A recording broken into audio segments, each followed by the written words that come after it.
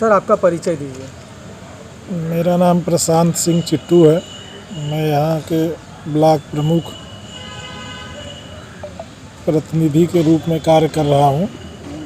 यहाँ के ब्लॉक प्रमुख वर्तमान में प्रियंका सिंह जी हैं, मैं उनका पति हूँ और यहाँ प्रतिनिधि के रूप में काम कर रहा हूँ। सर कितने वर्षों से आप इस पद पर हैं? इससे पहले तो मैं ब्लॉक प्रमुख था। 2017 से लेकर के 2019 से 18 से लेकर के 21 तक मैं था। 22 में मेरी पत्नी बनी है, तो मैं पिछली बार मैं था, इस बार पत्नी ब्लॉक प्रमुख हैं और हम लोग ब्लॉक की सेवा कर रहे हैं। सर मैडम के यहाँ पे ना आने का कारण कुछ? अब रोज़ नहीं आती हैं, लेकिन समय समय पर उपस्थिति होती है, अनिवार्य होती है। क्योंकि पुरुष प्रधान देश है ना, यहाँ महिलाएं थोड़ी आती हैं। यहाँ ज़्यादातर पुरुष आते हैं, इसलिए जान पहचान हम लोगों से ज़्यादा है। चुनाव हम ही लोग देखते हैं ना, चुनाव में जनता के बीच जाने का काम ज़्यादातर हम लोग करते हैं। पिछले बार हम प्रमुख थे, इस बार भी हैं, तो ज़्यादा लोगों को जानना पहचानना ज़रूरी है ना। पद मिल जाएगा अलग बात है, लेकिन उसकी गरिमा को संभाल के रखना, लोगों की सेवा करना, लोगों से परिचय देना या परिचय प्राप्त करना, ये काम हम लोगों का है। महिलाओं का काम उतना सक्रिय महिलाएं अभी हमारे जनपद में कोई नहीं है जो इतने बड़े पद पे आसीन हो कि वो पब्लिक को डील करती हो। अगर जो हैं वो उसमें से एक मेरी पत्नी भी हैं, तो वो भी समय समय पर आती हैं, लेकिन हम लोग तो अमूमन या प्राय अक्सर आ जाया करते हैं कि ताकि लोगों से भेंट मुलाकात हो जाए।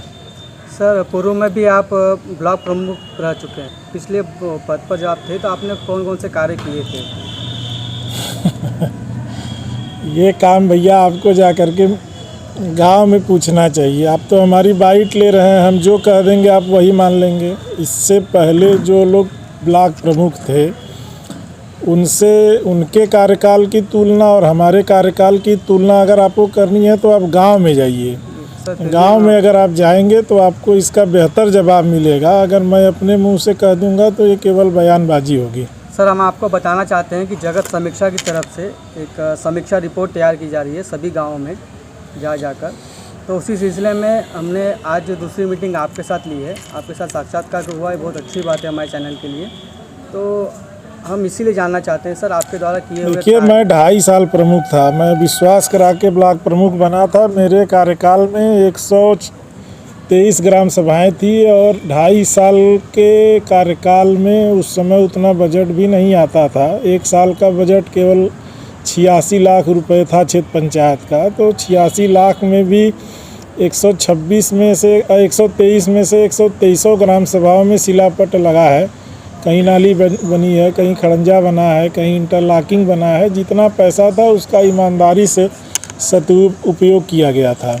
अब इस कार्यकाल में डेढ़ बरस हो गया है, तो इस 1.5 बरस में जो है अब तक 100 से ज़्यादा काम हमारे क्षेत्र पंचायत बोर्ड के तरफ से प्रस्ताव पारित करके कराया गया है। जैसे जैसे धन उपलब्ध कराती है सरकार, वैसे वैसे जनता के बीच कार्य पहुंचाया जाता है।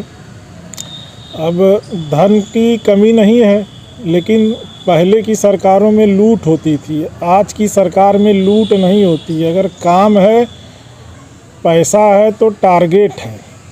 पहले लोग 14वां वित्त, राज्य वित्त, दुनिया भर के वित्तों का दुरुपयोग करके धन अपने लिए इकट्ठा करते थे। अब सरकार ने टाइड और अनटाइड में बजट को बांट दिया है। एक सूखा पैसा आता है जिससे आप सड़क, नाली, खड़ंजा, इंटरलॉकिंग बना सकते हैं, तो एक गीले का पैसा आता है जिसको टाइड अनटाइड बोलते हैं।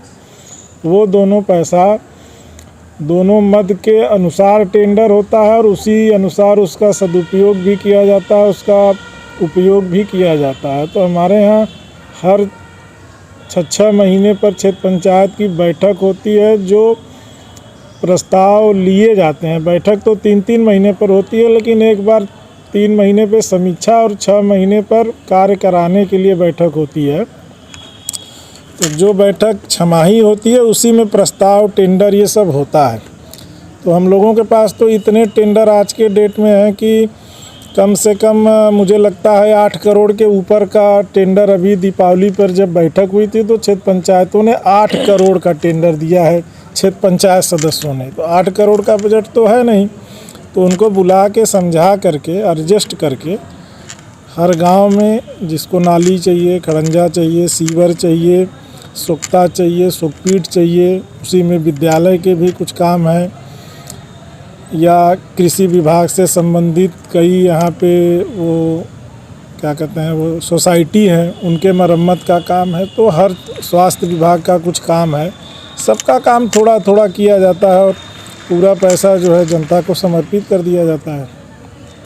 सर घर घर नल जल की हर घर जल की व्यवस्था गवर्नमेंट उसका टेंडर कराई है, जिसको टेंडर मिला है वो गांव-गांव काम कर रहा है। 75% तो रिस्पांस अच्छा आ रहा है, 25% में कमियां अभी हैं। वो कमियां इसलिए नहीं है कि पैसा नहीं है या कार्य नहीं होगा। वैसे 1 महीने से तो लगन ही परेशान करे भाई। तो लगन में अब आदमी क्या करेगा, अपना सामाजिक जीवन हर व्यक्ति का है ना, अधिकार तो सबको एक बराबर है, लेबर हो चाहे प्राइम मिनिस्टर हो, संवैधानिक अधिकार तो सबको एक बराबर है। उसी नाते वो महीना 15 दिन विलम्ब हुआ है, महीना 15 दिन आगे जा कर के मेंटेन हो जाएगा, सबका काम पूरा हो जाएगा। वो योजना सफल रही होगी, ये मेरा विश्वास है। सर आगे आपकी योजना क्या है आपके ब्लॉक के लिए? हमारे ब्लॉक की बड़ी सीधी योजना है, जो क्षेत्र पंचायत के बोर्ड में बैठक होती है और जो प्रस्ताव दिए जाते हैं उसी पे चर्चा करके प्रस्ताव पारित होता है। प्रस्ताव पारित होने के बाद हर ग्राम सभा में जो आवश्यक कार्य हैं, जो जनता के हित में होता है वो कार्य, ऐसा कार्य नहीं जो व्यक्ति विशेष को लाभ पहुंचाए या जाति विशेष को लाभ पहुंचाए, ऐसा कोई कार्य हम नहीं करते हैं। जो जनहित का कार्य है उसको हम कराते हैं। सर अभी हम आपके ब्लॉक कार्यालय में थोड़ा सा देखे थे, जायज़ा लिए थे, तो यहाँ पर 2 वर्ष हुए हैं बना के। अब 2 वर्ष के अंदर ही इसमें कुछ मरम्मत की ज़रूरत आन पड़ी है। देखिए ब्लॉक के मरम्मत की जहाँ तक ये सरकारी भवन है, और आपको एक चीज़ बता दें कि गवर्नमेंट ने अभी हम लोगों ने पत्र लिखा है, गवर्नमेंट से अनुरोध किया है, माननीय विभागीय मंत्री जी से भी अनुरोध किया है कि इसके मरम्मत के लिए भी कुछ अतिरिक्त बजट वो दें। अगर वो देंगे तो ये कार्य होगा, अन्यथा नहीं दे, अगर किसी कारणवश पैसा नहीं आ पाया तो ब्लॉक के क्षेत्र पंचायत के मद से इसका कार्य कराया जाएगा। जब पब्लिक का लोड कम होगा और पैसा हमारे पास अतिरिक्त रहेगा तो हम वो ब्लॉक के मरम्मत में ही लगा देंगे, ब्लॉक को और सुदृढ़ बनाएंगे। इससे पहले भी ब्लॉक प्रमुख थे, यहाँ झाड़ झंकार थी, आपको साफ़ सफाई दिखी रही होगी। वहाँ चंद्रशेखर आज़ाद जी की मूर्ति दिखी रही होगी। यहाँ राणा प्रताप जी की मूर्ति का भी अनावरण कराना बाकी है। बीडीओ का कार्यालय आप जाके देख लीजिए, इससे पहले तो बहुत ख़राब स्थिति थी।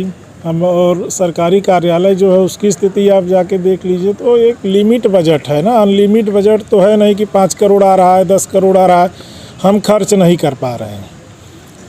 सर और एक सवाल, सभी गांव में पंचायत भवन बना है सामुदायिक, किंतु वो वहाँ पर ताला लगा रहता है, कोई वहाँ पर उपलब्ध नहीं रहता। सभी को ये कहा जाता है कि आप ब्लॉक पर आइए, तो ऐसा क्यों?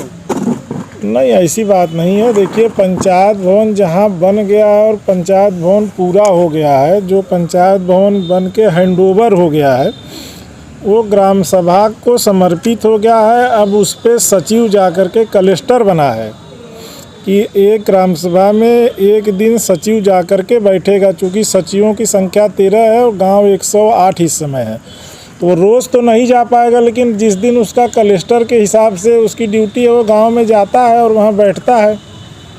पंचायत भवन इसलिए बनाया गया है कि पंचायत भवन पे जा कर के ग्राम प्रधान बैठे, जा कर के पब्लिक बैठे, और सरकारी कर्मचारी अपने कलेक्टर के हिसाब से वहां जाएंगे, बैठेंगे, जनता की समस्या सुनेंगे और उसका निराकरण करेंगे। पंचायत भवन खुला रहे या बंद रहे ये विषय नहीं है। विषय ये है कि समय समय पे खुलना चाहिए।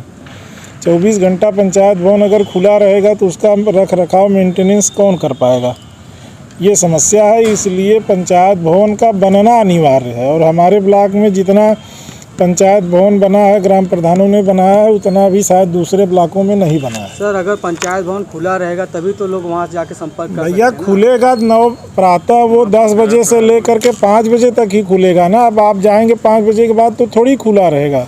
खुलने का समय अब तो सरकार ने व्यवस्था कर दी है कि जितने भी काम आपके तहसील से होते थे, ब्लॉक से होते थे, वो गांव से ही हो जाएंगे। मृत्यु प्रमाण पत्र लेना है वहीं से मिल जाएगा, जन्म प्रमाण पत्र लेना है वहीं से मिल जाएगा, ऑनलाइन आपको किसी सरकार की योजना का लाभ लेना है वो वहीं आपको मिल जाएगा।